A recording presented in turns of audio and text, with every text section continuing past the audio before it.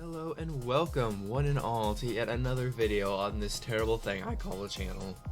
Today we're playing another game in the collection I've been playing. Welcome to Saltwater by Sky Shard.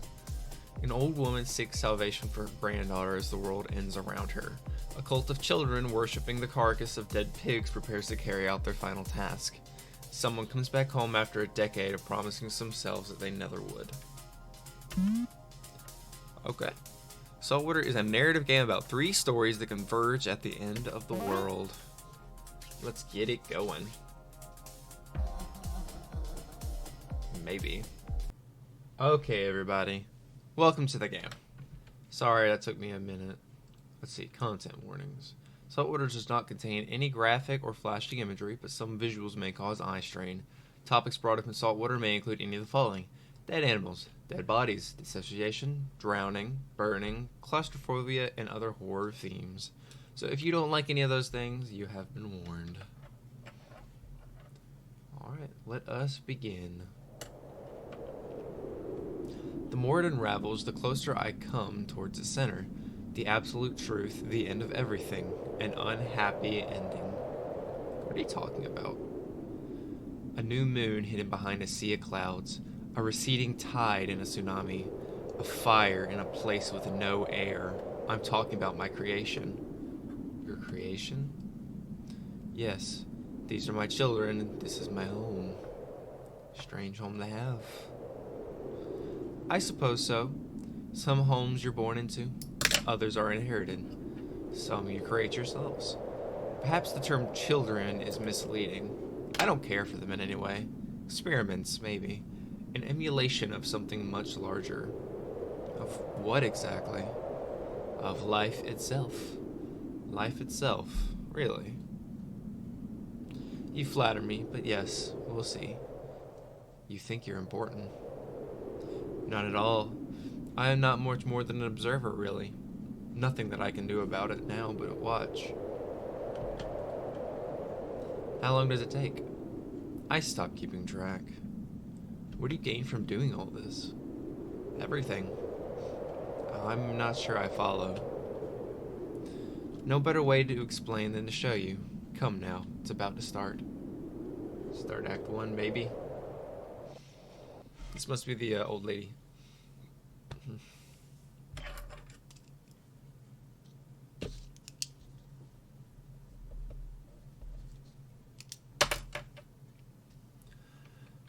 Rolling waves of red sand between orange cliffs, a dark blue sky overhead. August had never been here before. She could not move. The sand built up at her sides. At first, only to her ankles, but soon it reached her knees and then her waist. It was warm. Gliding towards her, small clouds of dust forming behind it, a shape with no form or texture, its hands reaching out, holding her. She was being shaken. Wake up. August woke to her grandmother standing over her bed, her arms reaching down, shaking violently. Who's there? Who? Nana, what are you doing? Come quick, there isn't much time. Nana pulled her out of bed and dragged her across the carpet, through the hallway of the house, past the kitchen, and out the front door. Outside, rain banged violently against the aluminum roof of the garage. A strike of lightning, flooding on the roads just beyond the driveway. A fallen telephone pole tugging down its neighbors. Can you see it? Nana wasn't looking at the telephone poles. She pointed towards the gray mass of clouds hovering above the town. It's just a storm. Let's get back inside. You'll get cold. Branches torn from nearby trees in piles on the roadside. The storm was one of the worst August had seen. No, this isn't a storm. The rain, it's not water. Look at it. She held out her hands past the protection of the overheading and let the rain pool inside them. It's blood. Let's get back inside. Nana, come on. It's cold out here. Nana's face began to morph, a fear of something she could not put to words. She saw what August couldn't. It's dying, August. Our world is falling apart. It's... Her hands trembled, leaving the rainwater to fall onto the porch. Nana. She put her arms around August's shoulders. It's too late for me. I can't leave, but maybe you can. You can run. You have to. Find a place where things will be okay. rainwater forming streaks across Nana's face, a web of water pulling her down to earth, watching her wipe it out of her eyes. Go back inside. August turned, taking Nana's hand in her own. She stopped. August felt light. Her legs wouldn't move. She tried to raise her arm to grab onto the doorframe, but her shoulder had fixed her arms to her side. August's knees gave out, and she fell to the ground. Her Nana kneeled down beside her. No, August, get up. You have to go. Nana. August began coughing. The first fit of coughs was small, but they erupted again, louder. August thought this would have surprised her. She always figured that she would go out in a panic. She didn't feel much of anything. For the first and last time in her life, she understood what it meant to be weightless, and then everything stopped. She fell silent. The old woman looked into her granddaughter's eyes and knew that she was no longer there. She held August's head in her hands, careful not to smear the blood across her face. She bent down, trying to get one arm underneath August's legs, while the other held back. Every step towards the garage was a battle, sometimes against her old body, other times against August's newly stiffened form. Gravel shifting underneath her with every step. She walked with a purposed hunch in her back, trying to cover and protect August's face. She failed. At the garage, she heaved her into the back seat of their car. Gasping for breath, she got in the front seat and prayed for the car should start. The engine rumbled.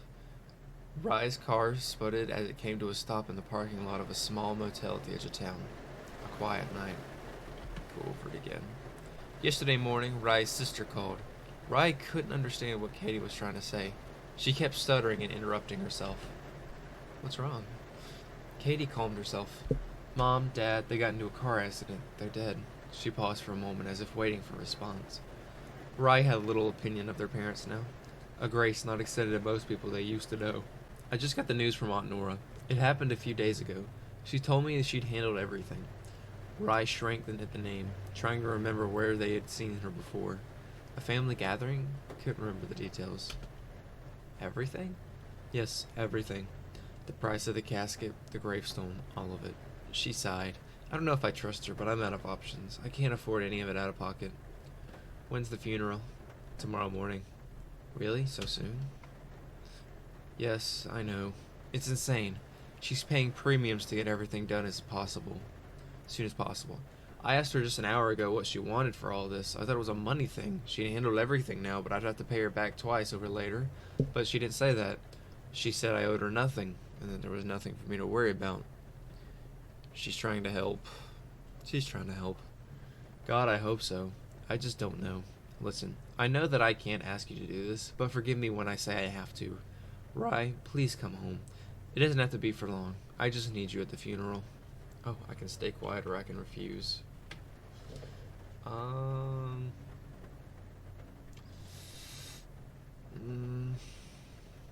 Let's just stay quiet. Rye went quiet. Katie stayed on the line, waiting to see who would break first. Please, I can't do this on my own. I don't know what I could lose, maybe everything. Fine. Thank you. I'll see you tomorrow at the church, 11 in the morning. Rye took their spot on the lumpy motel mattress, the creak on the springs following every movement. They still had their clothes on. They had to leave. Moths dancing along the wallpaper, blinds that wouldn't close, stains that may never go away. It was too hot to sleep. 7 boys sitting around a bonfire, deep in what used to be a refrigerated portion of a large warehouse. Alexander, the oldest of the boys at 17, sat watch over the rest of them. They sat between the carcass of pigs, they sat in piles of salt, or they sat in a room covered in drawings. We'll do this one. They sat in a room covered in drawings. The walls were covered in drawings, retelling a story incomprehensible to any outsiders. They had been drawn in a red powder they found in sacks in another part of the facility. The story they told was large and sprawling. Some of the drawings were beautiful, others were wretched. Some were drawn quickly, as if the artist only had a few seconds to cement their idea on the walls of the warehouse floor. Nobody but those 7 were able to read them. Even then, the work was too large for a single child to fully understand. This was home. They waited for the pigs to speak. Alex listened closely for any sounds. He would wake them when it was time. It was quiet. Tonight, they would be given their final message. The pigs had promised to speak to them again. A final time, years since their flesh had gone rancid. As their insides decomposed, it grew more painful by the day to speak, to think. They could not predict what the pigs would say. They had no way of discerning what they would ask of them, if they would choose to ask anything at all. Alex could not know. He prepared for the worst. They heard a voice, or you know what, they weren't really afraid. They weren't really afraid. Rye stood outside the church. It was a sad building, just as it always had been. The paint peeled off the walls, leaving exposed wood and grime. Next to the church stood a lonely graveyard encircled by a low stone wall. Cigarette butts lying on the ground to the outside of the building. A decade later, and nothing had changed. Remember what it was like to be a teenager, or change thoughts? Think the future. Let's remember. Despite their best attempts to forget everything, a few memories stuck. Rye couldn't help but recall a time when they had gone to the church on a Friday night, knowing it would be empty, in the middle of November. It was just Rye and a few of their friends. It started snowing and the roads had frozen over.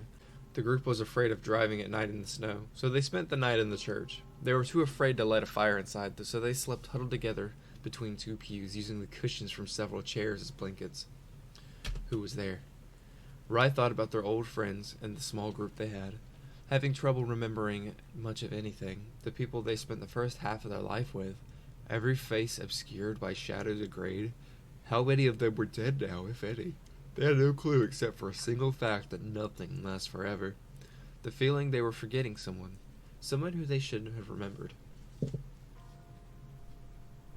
But what if? It didn't matter. Return to the church. They returned to the church. The clock in the vestibule of the church was broken that day. Time being pulled apart, frayed, sewn together again backwards under the dull luminescent blinking of the ceiling lights. Rye saw events of the funeral in a different order. Everything happened in reverse. It started with the easiest part. Rye left. Despite the drizzle of rain, the air outside felt pounds lighter. Already, crowds of people stood huddled into pods underneath umbrellas.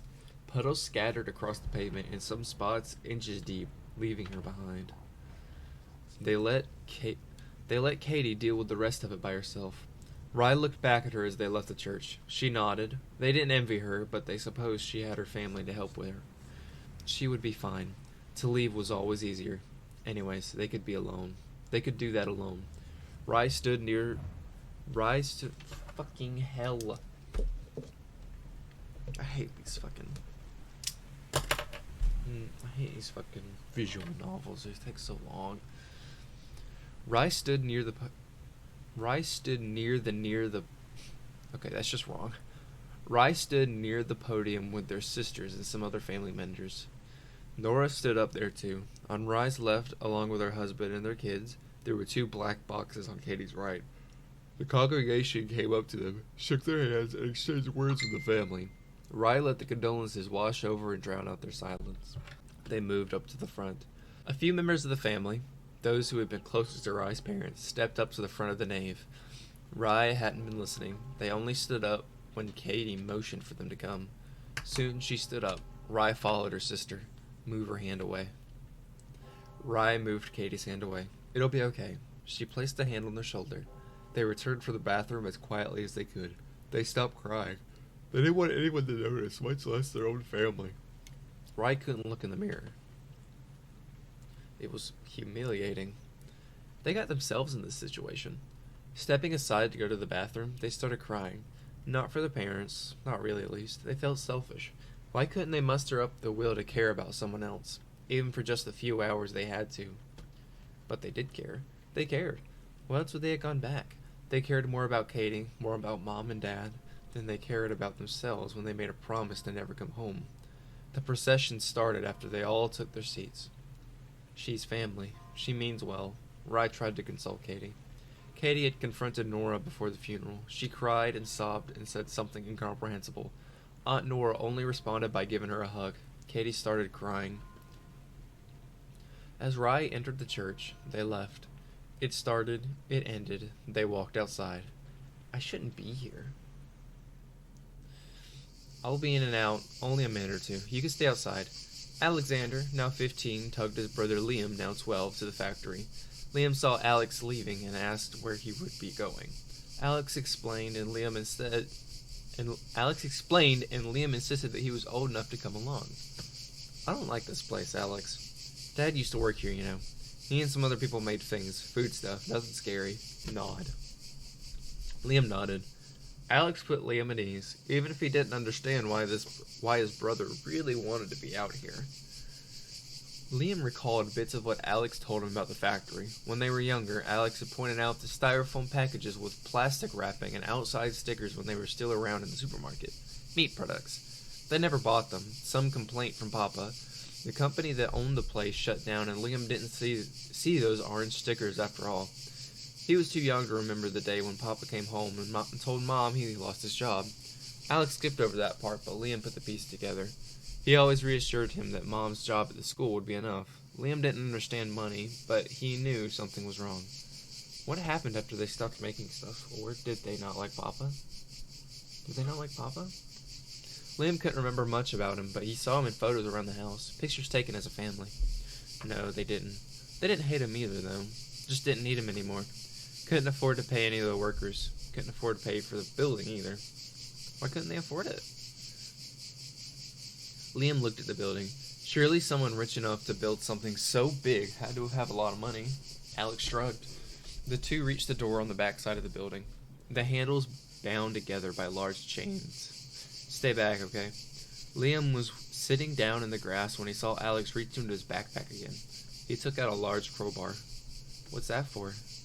Alex swung the crowbar down against the chains that held the factory doors shut. It made a single, sharp, metallic sound. Liam covered his ears. Alex hit it again, and the chain crumbled into links, each landing in a separate clink against the concrete. The door sighed as if a pressure in the building had begun to dissipate. Something came over Alex, and Liam watched as he fell over from it.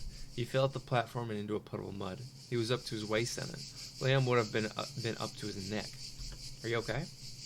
Liam stood above him in the concrete stairs. Alex looked scared. It began to hit Liam. Something rotting inside the factory, a horrible smell. Shh, Liam. What is it? Can you hear anything?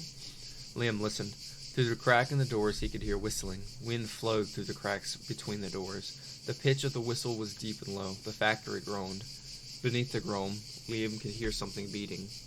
Yeah, it's like, I don't know. I'm scared, Alex. I'm sorry, Liam. Let's go home now. Alex struggled to free himself from the mud. He grabbed onto a nearby tuft of grass and pulled. Whatever made that noise was not human. Liam pushed the doors back together. That's not a person. Molly wouldn't get closer to the crashed car.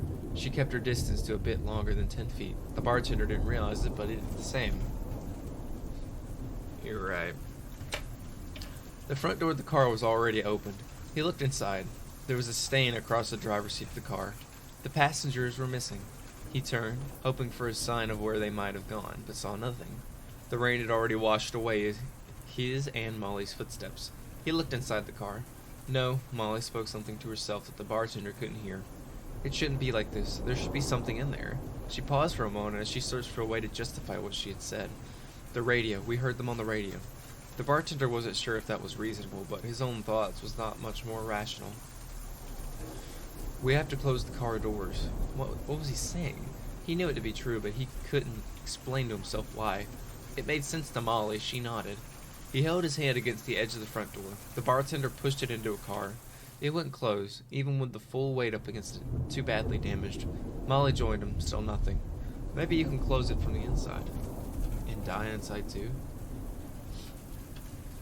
He could see the engine smoking. This wasn't right. Where'd that girl come from? Molly didn't respond. He reached inside the car, touching the stain on the seat. It moved beneath his hand. He stepped back, watching the seat, the skies, the trees, and the ground. I can't do this. I think I want to go home. Let's head home. The bartender took several steps away from the car. He tripped and fell to his knees in the mud. I can't do it either. She was talking about the car. Before he could tell what was happening, she was inside of the car, pulling the car door shut. It closed without much fuss. You won't make it out. He didn't say that. It was Molly from inside the car. He crawled away from the car through the mud. There was someone standing above him now, but he didn't care. His eyes were glued to the car. He watched it burst into flames. The factory doors couldn't hold back the fire. The kids meticulously covered every tile on the inside with gasoline, careful not to touch the pigs directly, leaving nothing to chance, the fire spreading outward from there. The rain dampened its progress, but the burn was undeniable. They had fulfilled the first task of the pigs. They were satisfied. The boys were satisfied. If the rain lit up, then the fire would take the town, them, with it. Standing in the middle of the road, each of them wore a large mask made of tanned leather sewn into the shape of a pig head. Poorly stitched together, but that did not matter to them, each like the others. Alex addressed the other kids. He lifted a gloved hand and pointed toward the road. They had fulfilled the first half of the pig's wishes. Now they were to proceed to the graveyard to fulfill the last request, to dig up the bodies of all the sinners and leave them out to rot. The pigs their only remaining memory. They need apostrophes. The pigs, their only remaining memory that explained their past, present, and future. All of the things beyond and inside themselves. There were no other ways this could end. They would tear the cemetery to pieces. Alex knew they could do it. The boys were more capable than he expected than they thought they were. Their momentum could never be stopped. I don't think you can. Who said that? The boys turned around. Behind them stood a young girl soaking wet. The fire cast an unearthly glow on her. She spoke in a high pitch. I've been watching you. Not just today, but for a while. Not very good at secrecy, are you? The boys did not respond. That's okay. I'll admit it. I don't understand everything. Not about you all, at least. Approach. Alex took a few steps toward the girl. He stood in front of the others. A leader, are you? Alex did not respond. You won't talk to me? That's so annoying. It's okay, I'm patient. Again, no response.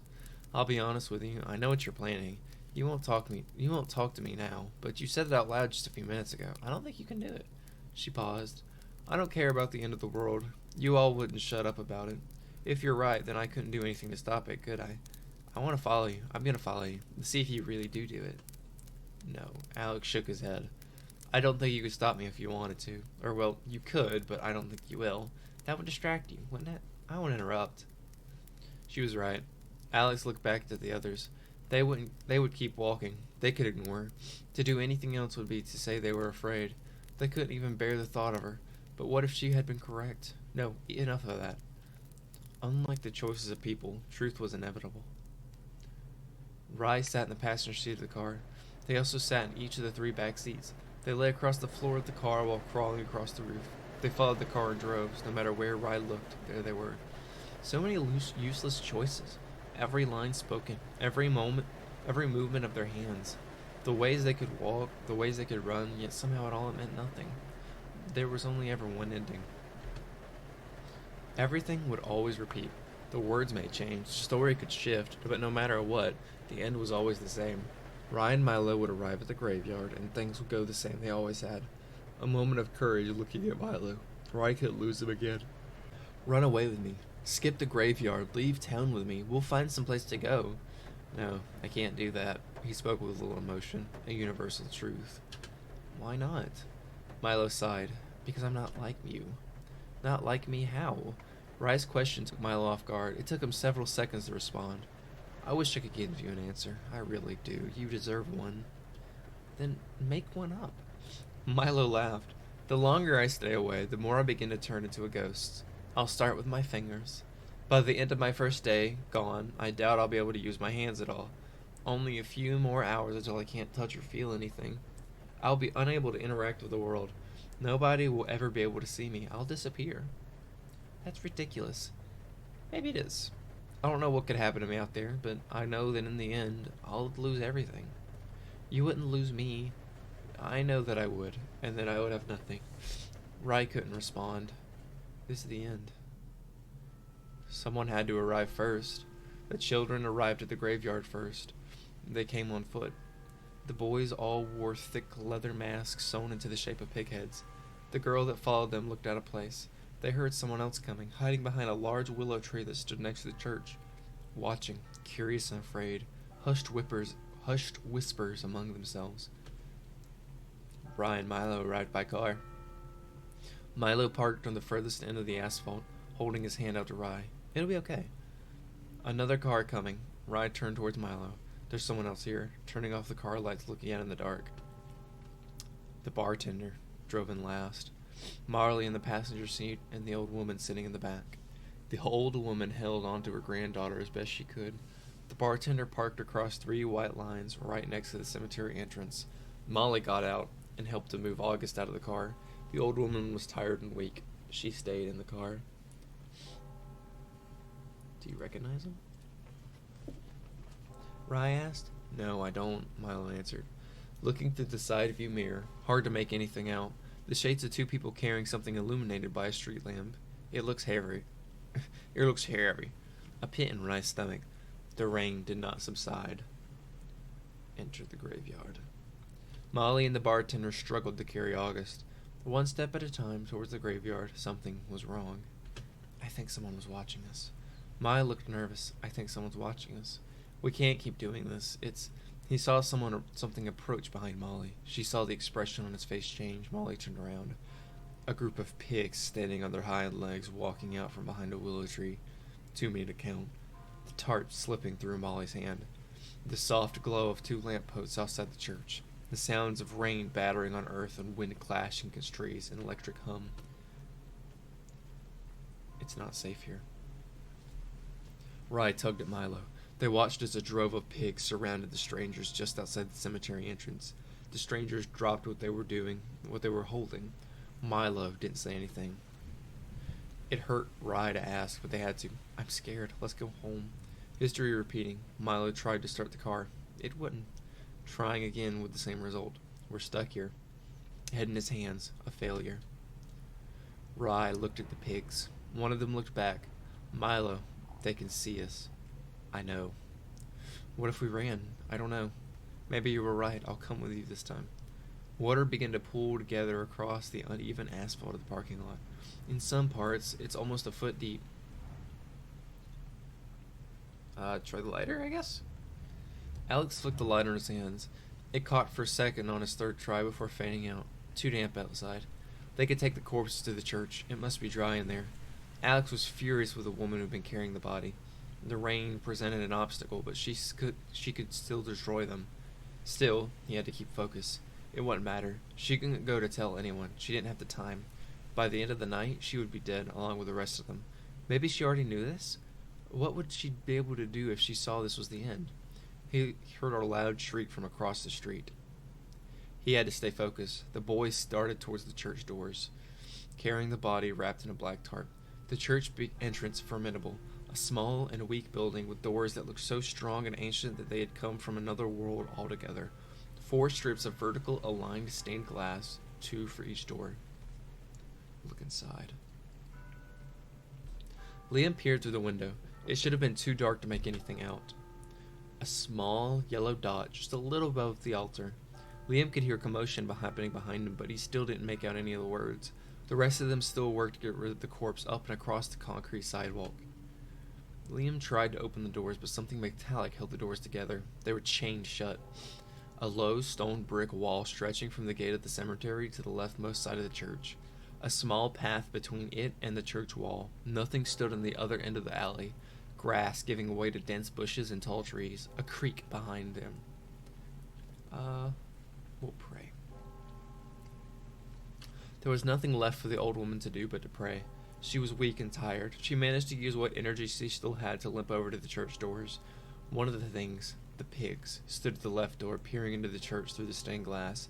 He looked different from the others. He was distracted. She followed the pig's lead and looked inside. It was dark. Her eyes were old. She could hardly see. But there was something inside. A small yellow dot. She wondered if it was a visual artifact, if she was just seeing things, but as she tilted her head back and forth, the dot never left. The gutters that circled the roof of the church overflowed. On the right side of the building, one segment of the gutter gave way, although altogether for the weight. Rain poured outward from the roof, forming a small moat around the church. A river going back along the side of the church. The fields past there had flooded. Make the final stretch. Alex joined the rest of the pigs in picking the corpse back up and carrying it as they made the final stretch to the church doors. Heavier than any of them had imagined, hard to move.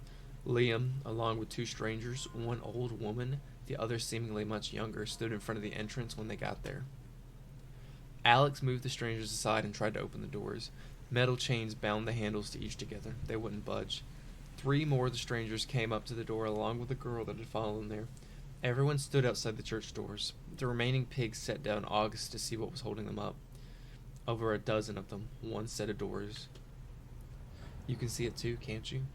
The old woman asked the pig who stood looked through the stained glass on the other door. The pig nodded. What can you see in there? It's too dark to make anything out. Rye kept looking. Everything washed away. There's a small yellow dot. Something's glowing. Nothing past this night. I can't see it. Rye tried looking again to no success. The pools of water at their feet grew deeper. It came up to the shins of the adults. For the younger children, it came up to their knees. Look back at the scars. At the cars. Molly looked back at the cars. No longer in the parking lot. Swept downstream along the road. A street light fell. A crack of electricity. They stood in darkness. For just a second, everything was lit up by a brilliant white light before returning to black. The sound of the crash so loud, half of them couldn't hear the rain afterwards. We can't stay out here. Alex shook the door handles. He curled his hands into leathery fists and brought them down onto the chains. Nothing. The floodwaters rose. The plains behind the church now completely submerged. One could no longer make out the bushes at the end of the valley. Only the trunks of the taller pines remained above water. The leftmost wall of the church collapsed. Part of the roof came down with it. The small yellow dot stopped glowing. The water moved too rapidly for the group to stay together. The rest of the building collapsed. It started with the black wall and crept along the right side of the building. While the edges of the front wall split away, the doors stood upright. Molly fell down. She tried to grab onto a piece of wood from the church, but all the pieces were too small to support her weight. The water rose above her head. She couldn't get her head above the water. The bartender thought back to earlier that day. In his final moments, he thought to himself about how Molly was right. Oh my god. Hang on, we skipped some. We can't stay here. The rest of the building collapsed. The bartender thought back to earlier that day. In his final moments, he thought to himself about how Molly was right. This shouldn't have been their problem. They could have left town. Bitterness consumed him as water begins to fill his lungs. He longed for the days he used to hate. Everything illuminated once more until it was over again. A ringing sound in their ears. Alex held on to Liam as long as he could. The rest of the pigs abandoned their mask. Reality had caught up to them. What were they doing? Where were their families? All they had now was each other, and soon they didn't even have that. The young girl's last moment was full of regret. Not for the long past, but for the immediate events of the evening. She could have prevented this from happening to them, too confident in assuming that the pigs would have given up. Now they would all die because of her refusal to intervene. Red lines across the water. Rye held on to Milo. Milo held on to Rye, together disappearing under the water's surface before they were separated again. August's body floated downstream to some other part of town, or maybe to some other town entirely, maybe towards a beach in a dry place where it never rained, where sand drifted between cliffs along the horizon, where everything was always warm. This is the end. End of Act 1. It's been a long time since we last spoke. Are you feeling better? I've only gotten worse. How so? No matter how hard I try, nothing ever works. It's all nonsense. Every new framework, a miserable attempt, the results in the same thing. Is this not what you planned for? Of course not. I told you before, the children are unconvincing. They serve to recreate life, but what are they do to... They serve to recreate life, but what are they to do when there's none of it to begin with? Nightmares about it every time I go to sleep. May I be direct? Sure. Why do you do this? Because I need to. I have everything to lose. You mentioned nightmares. I did. I had one last night that they were standing around my bed, watching me. I couldn't move. I was ready for them to do something awful to me. For all the awful things I had done to them. Nothing happened. They just watched over me, mindlessly staring at something that I couldn't turn my head to see. They were looking past me. At what? I don't know. Where did they go when you woke up? Oh, they're still here. They're looking at us now. What if you stopped? I can't. Chasing nightmares is a terrifying thing to do, but I have no choice. I ask myself the same things, you know. What if there's nothing at the end? I guess I'll stand there at the end of all nightmares. Why shouldn't I be happy then? Maybe they will chase me down there and drag me further inwards towards some abyss I cannot know or understand. The same way I have done to them. It'd only be fair. You're insane. Of course you'd think that. You've seen nothing of them. An archive as large as any real library. Too much to sort through, too little time. You won't stop? I won't. If you want to leave, I understand, but I'm trying again. You can't convince me otherwise. Stay if you'd like. Start Act 2. Okay, ladies and gentlemen. This, like, obviously I've only played through Act 1, but video's been going for about, like, 40 minutes already, which is insanely long. So, I think I will put Act 2 off for another time. Maybe we'll come back to it, maybe we won't. I have no idea. It just depends on if I ever feel like it. Okay, but thank you for watching. This was Saltwater. Of course, I'll leave a link in the description. And, yeah, see you in the next one. Peace, peace.